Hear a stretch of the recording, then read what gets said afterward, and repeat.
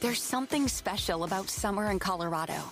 From our vibrant cities to our charming mountain towns, time is measured at the beat of life.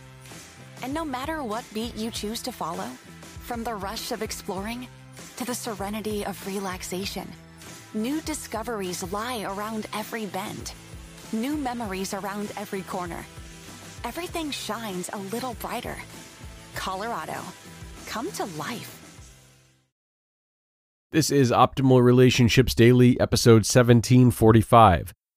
Before letting go, allow yourself to feel, by Laure Carter of LaureCarter.com. Hello, everybody. Thank you so much for joining me for our weekly bonus episode featured each Sunday. I'm Greg Audino, and this week for the Sunday Extra, we're going to be sharing a previously aired episode from Optimal Living Daily, which is all about various forms of personal development and structured the same way as ORD. If you're unfamiliar with it, be sure to check out that show if you haven't already. And here is a taste for you. This is OLD narrator Justin reading to you from Laure Carter's work as we optimize your life. Before letting go, allow yourself to feel, by Laure Carter of LaureCarter.com. Letting go of strong and limiting emotions is vital for mental and emotional health. But the first step of letting go is allowing.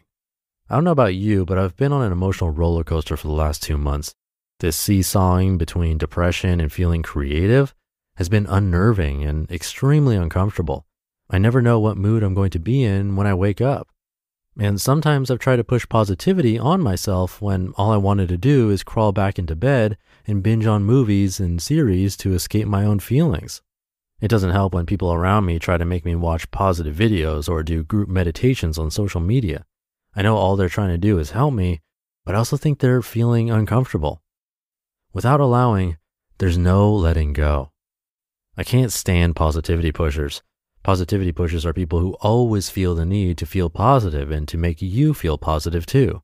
They consciously or unconsciously want you to push aside your feelings, put on a brave face, or fake it until you make it. These are people who always need to see the positive side of a situation. So you can imagine that trying to do that to myself and even to my followers made me want to puke. I sometimes made myself nauseous. But why would I do that?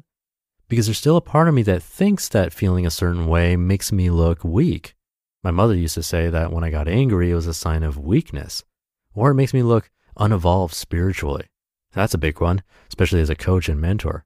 Sometimes I still feel like I have to always look zen and all together.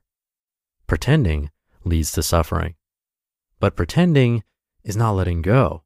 It takes a lot of effort to pretend to feel something you don't feel, and at the end, you're still struggling with your feelings. Many years ago, I was introduced to a practice that changed my life. This practice is called the release method, and it's also known as the Sedona method.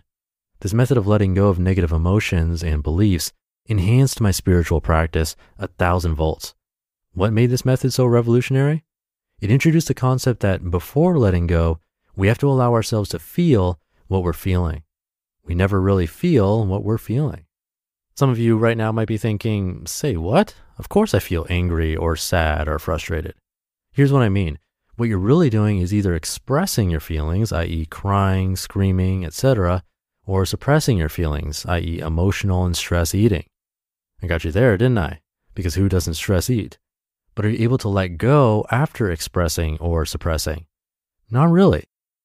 Why can't we feel what we're feeling? Well, mainly that's because of our conditioning, or in the language of the release method, our programming.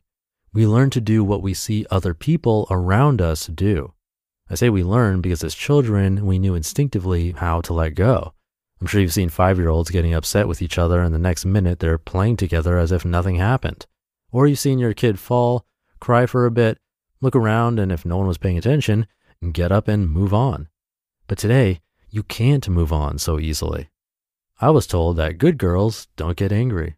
And little by little, I started to learn to hate myself because I had no control over my anger.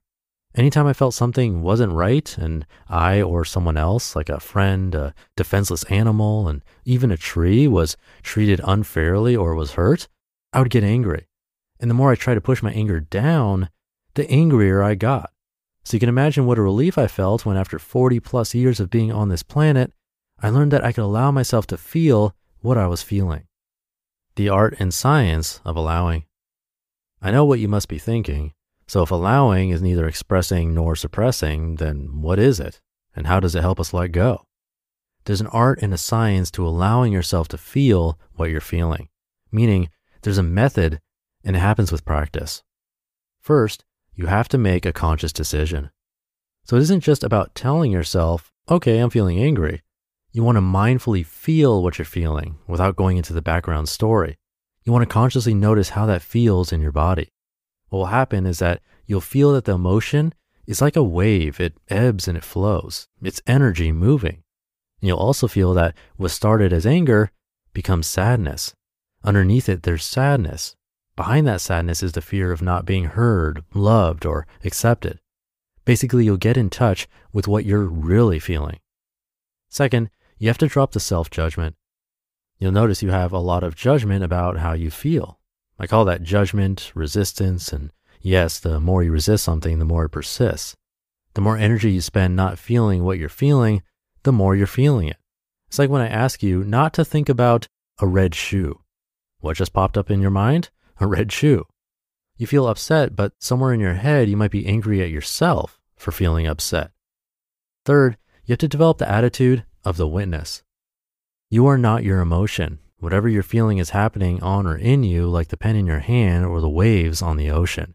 These three things have to happen when you allow yourself to feel what you're feeling. As a result, you can let go, at least of one layer, because we're emotionally complex, multi-layered beings. But in this moment, as a result of allowing yourself to feel what you're feeling, you can experience the space and the lightness that happens when we're able to let go. And when you can't let go, it's perfectly fine. Continue to allow yourself to feel what you're feeling. You can even allow yourself to hold on and or to express. The difference is the awareness that you're bringing in. Because with awareness, there's perspective, and with perspective, there's freedom. And if you can't remember any of that, then remember to be compassionate towards yourself. You just listened to the post titled, Before Letting Go, Allow Yourself to Feel, by Laure Carter of laurecarter.com. So you open Google Chrome on your phone, you're hunting for a super rare first edition vinyl of a band you're obsessed with, when you're supposed to be working. But this site you tapped on seems pretty shady. And Daryl from IT just jumped up from his desk. Oh no, he's coming your way. It's a good thing built-in malware protection keeps you safe and sound. Not from Daryl though, sorry. There's no place like Chrome. Download Google Chrome on your phone. National Geographic presents. What I'm asking you to do is dangerous. You need to take your time to think it through. No, I don't. What do I do? We can't save everyone. But if I don't try, I don't think I'll be able to live with myself. What are we supposed to do? Some stood by. Anything. You have to. She stood up. There has to be a line. Belle Powley is Meet Geese. There has to be me for this to work. A Small Light. New episodes Mondays at 9. Now streaming on Hulu and Disney+. Thank you to Laure. And come by laurecarter.com for a lot more. That's Laure, Carter.com. This is a practice worth trying next time you're feeling extreme emotion. Almost sounds like a meditative practice to me.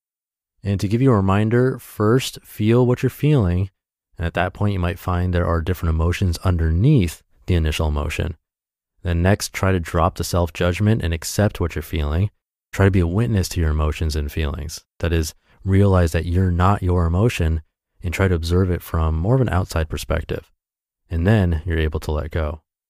I usually don't like summarizing articles like this at the end, but this one seemed like a super helpful practice to try. So hopefully that helps you if you want to have a quick cheat for the steps. But that should do it for today. Have a great rest of your day. Thank you for being here and listening every day. And I'll see you tomorrow for the Friday episode, where your optimal life awaits.